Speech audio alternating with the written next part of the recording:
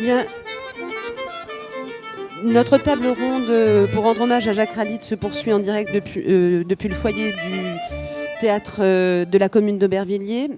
La petite musique qu'on entend et qui va nous accompagner toute cette heure durant, c'est celle de Marc Perronne, l'ami Marc Perronne qui ne pouvait pas venir être à nos côtés, mais qui tenait absolument, par sa musique, à être présent et à dire combien il aimait beaucoup Jacques et combien sans lui, s'il n'avait pas un jour, dans les années 72, poussé la porte de ce théâtre, il ne serait pas devenu l'immense artiste et musicien que l'on connaît.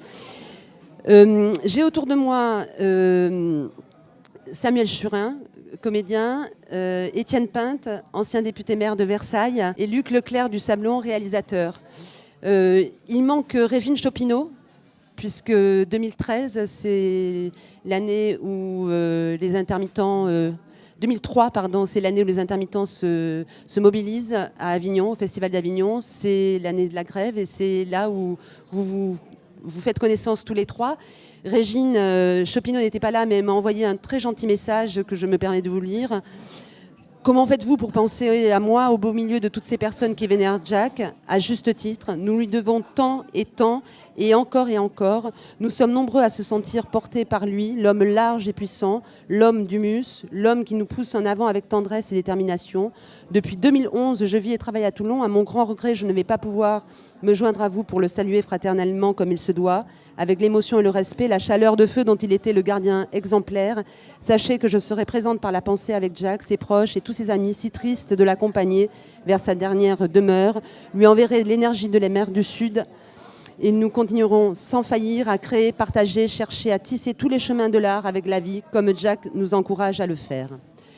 Régine Chopineau qui avait dansé devant les grilles du Palais des Papes pour dire sa rage, sa colère et son courage en même temps de ne pas céder devant les menaces qui pesaient pour les intermittents. Je crois que nous avions un son Ralite. On va écouter la voix de Jacques. Toutes ces mutations-là, eh bien, elles sont en arrière-plan de ce que pensent et font les États généraux. Alors, la question, elle est toute simple. Cette déclaration, qu'est-ce qu'elle dit ? Eh bien, un peuple qui abandonne son imaginaire aux grandes affaires se condamne à des libertés précaires. Et face à cela, qu'est-ce qu'il faut ? L'étatisme, non. Le libéralisme, non. Il faut une responsabilité publique et sociale à l'échelle de la commune, de la nation, de l'Europe et de l'humanité tout entière. Étant donné que maintenant, l'universel est dans le local, à condition qu'il n'y ait pas de mur. Et alors, qu'est-ce que c'est que cette responsabilité publique et sociale ? Eh bien, c'est d'abord l'audace de la création. C'est l'artiste qui est premier. Les marchands viennent ensuite quand ils viennent. Et c'est une des grandes questions contemporaines. L'audace de la création, c'est une des grandes questions contemporaines. 2003, donc, Avignon. Samuel Churin, c'est à ce moment-là que vous rentrez de Jacques. Quel souvenir ? Je l'avais déjà croisé avant parce que quand on fait partie de ce métier, quand on est acteur, on a obligatoirement croisé Jacques Ralite dans sa vie. Il était de tous les spectacles, et il venait nous saluer fraternellement. J'ai un souvenir extrêmement simple, c'est-à-dire qu'avec lui, la rencontre était immédiate, elle était simple. Et mon souvenir est plutôt postérieur à ça, quand on décide de créer le comité de suivi à l'Assemblée nationale et que je vais le trouver dans son bureau au Sénat. Et je lui demande s'il veut faire partie de ce comité de suivi qui avait été initié par Noël Mamère quelque temps avant et qui était un ensemble d'élus et de gens du secteur pour essayer de débloquer le dossier des intermittents. Nous nous réunissions à peu près tous les 15 jours à l'Assemblée. Et je lui annonce là que Étienne Pinte, qui est là à mes côtés, donc c'est très émouvant de se retrouver là tous les trois avec Luc, Étienne Pinte allait être le président du comité de suivi. On trouverait ça plus judicieux sous un gouvernement de droite de placer un pion de droite. Et donc je me disais comment Jacques comment il va accueillir ça, parce qu'évidemment tout le monde croyait que c'est lui, Jacques Ralite, qui déjà n'avait pas été ministre de la Culture, qui allait devenir président du comité de suivi. Je lui dis mais tu sais, et là avec un grand sourire il me dit c'est parfait, c'est un gars honnête, formidable, un gars droit, il faut y aller avec lui. D'ailleurs, il a plusieurs fois voté des propositions communistes. Et donc, c'est pas un gars de chez nous, mais c'est un gars bien. Voilà. Étienne Pinte, le gars bien, comme disait Jack. Écoutez, moi, j'ai connu Jack d'abord en tant que parlementaire, quand il était ministre de la Santé. Mais ce qui nous rapprochait énormément, c'était 3 idéaux qu'il répétait en permanence. L'idéal de la paix, l'idéal de la liberté, et puis l'idéal de la défense de la différence. Et sur ces 3 thèmes essentiels, ça nous unissait. Jacques disait toujours « tu es chrétien, je suis plutôt agnostique, mais ce qui nous unit, c'est l'humanisme, c'est l'humanité ». Et donc, au-delà, je dirais, des différences que nous pouvions avoir éventuellement sur le plan politique, il était évident que beaucoup de valeurs fondamentales pour lui comme pour moi étaient essentielles et nous unissaient. Alors quand il y a eu avec Luc et avec Samuel notre rencontre à Avignon, il était évident que nous étions tous les 3 sur la même longueur d'onde, dans la mesure où, en tant que maire de Versailles, je ne pouvais que défendre les artistes, que défendre, je dirais, la concrétisation de toutes nos animations culturelles dans tout ce pays. Et puis j'avais quelques antécédents, j'ai fait du théâtre, j'ai fait de la danse classique, etc. Mon père était libraire et donc tout ça faisait que j'ai baigné en quelque sorte toute ma vie, toute mon enfance dans le monde de la culture. Et le 3e personnage de ce trio, c'est Luc Leclerc du Sablon. Donc à l'époque, vous étiez vice-président de la SRF. Oui, enfin, ou en tout cas, je suis devenu rapidement parce que j'ai pensé qu'il fallait absolument avoir un mandat pour consolider la position que j'avais. Mais lui, Jack Rallit, il m'a tout de suite rassuré parce que moi, j'étais à la Société des réalisateurs de films et là, on s'occupait beaucoup des belles choses, des choses de l'art, des choses de la culture, des beaux acteurs, des belles actrices. Et lui, il savait réconcilier ça avec la question du travail et la question qu'ont exploré magnifiquement Bernard Lubat et ses amis sur les œuvriers. Et Jack Rallit, c'était vraiment le ministre des œuvriers.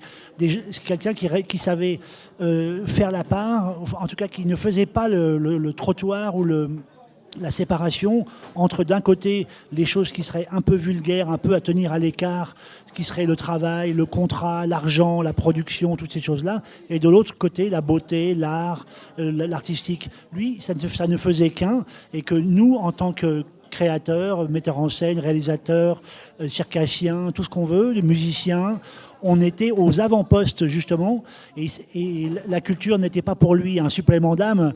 C'était notre travail, c'est de mettre de la beauté partout où on peut en mettre. Et dans notre travail, c'était ça le job, c'est mettre de la beauté, mettre de la poésie, mettre de la grâce, mettre de la légèreté partout où c'est nécessaire, et même là où on l'attend pas, c'est-à-dire à Aubervilliers ou dans des villes comme ça, quoi. C'est vrai que c'était un homme non seulement de combat, d'action, de réflexion, mais aussi il n'hésitait pas, je ne sais plus où, j'ai retrouvé un nombre insensé de lettres qu'il a écrites au président de la République, que ce soit François Mitterrand, que ce soit dès 92 pour l'alerter sur la question de l'intermittence, ensuite à François Hollande. Enfin, il n'a eu de cesse de ne pas baisser les bras, de ne pas renoncer à cette question-là qui lie effectivement la question du travail à celui de la création, qui ne les sépare pas. Étienne, vous avez écrit avec Jack un ouvrage, Être idéaliste, est-ce dépasser ? Je le montre à la caméra. Oui. Voilà. Quand est-ce que vous avez commis cet ouvrage ?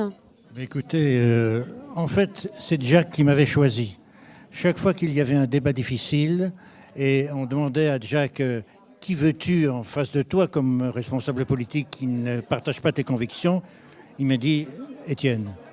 Et donc, si nous avons débattu au Temple de l'Étoile, chez les protestants, ce débat formidable d'une soirée Être idéaliste, est-ce dépasser ?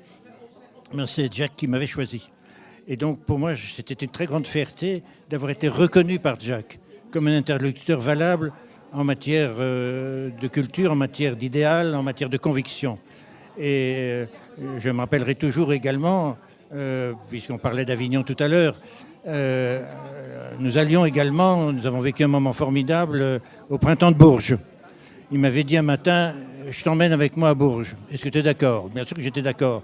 Qui pouvait refuser à Jack une proposition telle que celle-là ? Et nous avons passé toute une journée à Bourges de façon extraordinaire. Nous sommes rentrés le soir assez tard, puisque nous avions voulu assister à beaucoup de spectacles. Et donc, nous avions une proximité avec Jacques très, très proche, très, très humaine. Et c'est la raison pour laquelle, si vous voulez, pour moi, c'est un grand ami. Un grand ami que je perds, que nous perdons tous aujourd'hui. Un autre grand ami qui partage certaines de vos convictions également. Il y a une quinzaine de jours, j'ai été amené à faire le panégyrique d'Antoine Casanova, un grand intellectuel communiste qui était dans mon conseil municipal à Versailles. Et donc, en 15 jours, j'ai perdu 2 grands amis. C'est vrai que Jacques faisait souvent... Enfin, il voulait souvent être à vos côtés, mais il a créé des liens qui vont bien au-delà de sa famille politique, la preuve par vous, mais aussi, par exemple, ce matin, on a pu apercevoir Renaud Donnedieu de Vabre, qui était ministre de la Culture à partir de 2004, que vous avez rencontré, Samuel et Luc. Voilà, ça dit que le combat était souvent féroce, mais il n'avait pas d'ennemis, il n'avait que des adversaires, Jack. Et il essayait toujours de convaincre, et ça, vous avez dû le mesurer pendant les échanges nombreux et fructueux que vous avez eus au cours de ces comités de suivi. Oui, il se trouve que, on a tous vécu certainement la même chose. J'ai rencontré en lui, avec lui, on était réconcilié avec la politique, parce qu'il prenait les choses extrêmement simplement. C'est-à-dire qu'il écartait toutes les stratégies. Il me disait, mais non, s'il est d'accord, il va pouvoir dire que oui. Par exemple, on avait déposé une proposition de loi à l'Assemblée, et puis de fait, les gens qui étaient là allaient la voter. Et puis Bernard Accoyer, à l'époque, le président des Républicains, à l'époque c'était l'UMP, bon bref, était venu et puis avait utilisé une disposition pour repousser la proposition de loi, une histoire de quorum, etc. Bon. Et lui-même avait été surpris de ça, alors que tout le monde disait mais ça passera pas parce qu'ils trouveront un truc. Et lui dit mais non, mais c'est pas possible.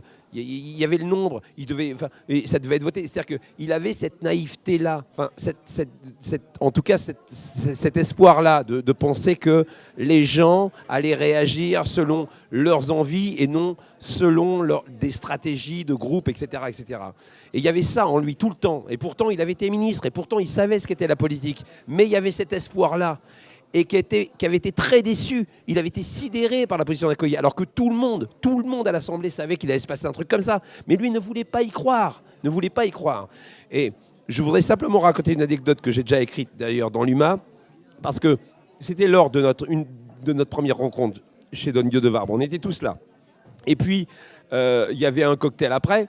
Et puis on s'emmerdait un peu. Et je lui dis, mais alors c'est quoi tes plus beaux souvenirs à Mitterrand? Alors il y en avait 3. Il y avait le premier, que ça le faisait vraiment marrer, qu'à chaque fois que Lang prenait une décision importante, Mitterrand se retournait vers Jacques et lui disait, alors monsieur le ministre de la Santé, vous en pensez quoi? En Conseil des ministres. La deuxième, c'est qu'il disait, c'était incroyable, parce qu'il prenait dans son agenda des fois 1 heure, 1 heure et demie, il me convoquait dans son bureau et on parlait bouquins. Alors on parlait de René Char, etc., etc. Et puis la troisième, c'est l'anecdote que je raconte toujours, mais parce que celle-là, il m'a fait pleurer à l'époque. Il me dit, voilà, on était à Baïkonour, parce qu'à l'époque, il y avait Jean-Loup Chrétien qui allait partir avec les cosmonautes russes. Donc on était en 82 à Baïkonour, et je suis du voyeur russe. Comme j'étais ministre communiste, il m'emmène dans ses bagages. Et il dit, on arrive là, à Baïkonour, dans le temple de l'informatique, de l'électronique, etc., et avec son accent mémorable, il me dit, tu vois, on passe la porte, il y avait la fusée qui était en construction, et qu'est-ce que je vois là? 2 gars en bleu de travail, avec des outils à la main. Et quand je les ai vus, ces gars-là, je me suis dit que de toute ma vie, je ne m'étais pas trompé, parce que dans le temple de l'électronique et de l'informatique, la main de l'homme est indispensable. Voilà, c'était l'anecdote de Jack. C'était avec Donnedieu de Vabre. Luc Leclerc du Sablon, vous parliez tout à l'heure, vous évoquiez les œuvriers. Il est vrai que l'anecdote que rapporte Samuel peut rappeler toute la réflexion alimentée par Bernard Lubas, c'est-à-dire sur la main de l'homme l'esprit, la main, le geste. Il se nourrit de poètes, mais il nourrit son discours de paroles poétiques des poètes, non pas pour illustrer ou pour faire joli, mais parce que c'est irrigue profondément sa pensée. Il tient à le faire partager au plus grand nombre. Oui, son combat politique, son engagement citoyen, l'engagement de sa vie, qui est politique, mais qui est philosophique, qui est humaniste, comme disait Étienne, il est nourri du meilleur de ce que tous ont produit, René Char, tous les poètes, tous les grands littérateurs, tous les grands écrivains, les grands metteurs en scène, les grands artistes. Tout ça nourrit un seul et même combat, que ce combat serve la question du logement social à Aubervilliers, ou la question de la création à Avignon, ou la question de l'édition, la question de la santé, à l'époque où il était ministre de la Santé, la question de l'internement en milieu hospitalier, de la psychiatrie en milieu hospitalier. Tout ça était nourri par la même langue, la même énergie vitale qui convoquait le meilleur. Et franchement, le sachant maintenant plus avec nous, il est mort, paix à son âme, et il y a du boulot parce que la relève, on se demande où est-ce qu'elle est, quoi. On a Étienne avec nous et on va le garder longtemps encore, mais la relève, je vois pas où sont ceux qui sont là et qui savent. On a des gars qui parlent une langue morte. Lui, il parlait une langue du feu, une langue de la vie, une langue de l'amour, de la paix, un truc qui nous pousse. Nous, les metteurs en scène, les ouvriers, les chauffeurs de bus, les libraires, les papetiers, les infirmiers, les médecins, tout le monde. C'est ça qui est magnifique chez lui, quoi. C'était vraiment, c'est des gars comme lui, il y en a pas 10 par génération, quoi. Messieurs, merci. Étienne Pinte. Oui, Samuel, je t'en prie. Finir par quand même citer René Char, parce que c'était vraiment sa phrase préférée. L'inaccompli bourdonne d'essentiel. C'était vraiment la phrase préférée de Jack. Voilà. Merci Samuel Churin, Étienne Pinte et Luc Leclerc du Sablon.